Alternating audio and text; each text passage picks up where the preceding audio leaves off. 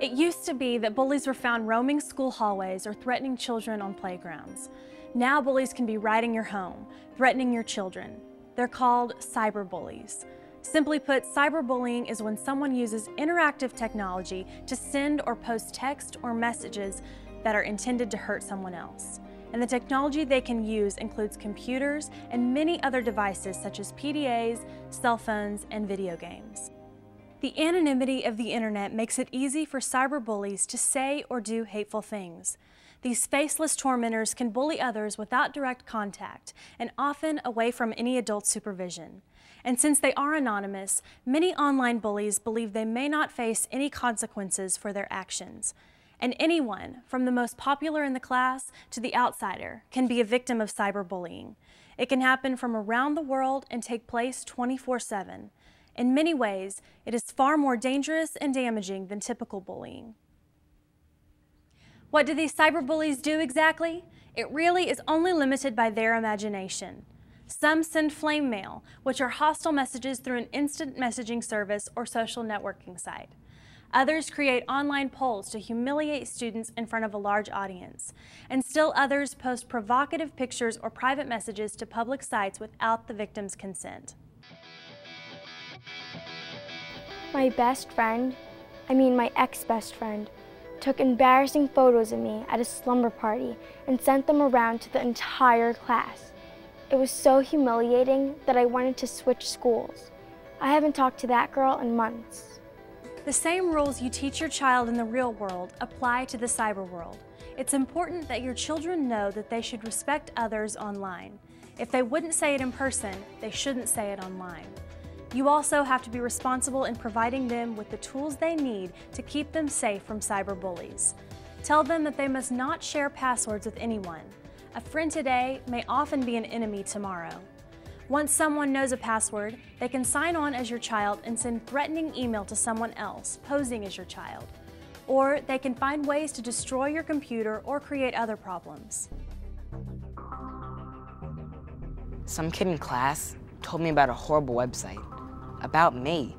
My photo was on there and pages of hateful comments about me and my family. Why would anyone do this to me? How can you tell if your child is a victim of cyberbullying?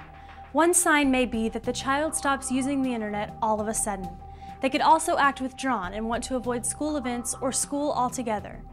The best way to prevent cyberbullying is to stop it before it starts. Get involved and educate your child. You need to constantly reinforce that they should come to you with any concern. If they tell you about a cyberbullying incident, remain calm and don't take their internet privileges away. Many children who have been cyberbullied don't tell anyone for fear that they will lose their computer or phone privileges. My friend and I had a huge fight.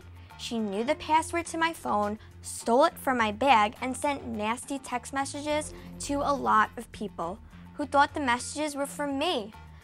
Everyone was yelling at me, and some of my friends wouldn't even talk to me. It took me a long time to explain what really happened. So what do you do if your child is the victim of cyberbullying? Your child should know that they should block communication with a cyberbully. Even if their emotions are high, they should not respond to the hateful message and just walk away. Bullies thrive on receiving an emotional reaction. Documentation is also important. Print all the material so you have physical evidence. You can capture the screenshot of the hateful material on a website or chat room by using the print screen feature. For emails, be sure to save emails with the full headers. Headers contain data such as the sender's name and email address and information that can pinpoint the sender's location in the real world. Documentation includes cell phones too. If bullying involves a cell phone, don't delete the messages. Leave the phone messages as is so they can be used as evidence, and be sure to record the time and date that the messages were received. You also need to report the incident. If it happened over the computer, report the abuse to your Internet Service Provider or ISP.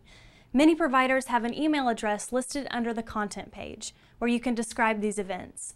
Using this information, your ISP can work to trace the bully right to his or her house. If a student is involved, call the school officials to alert them.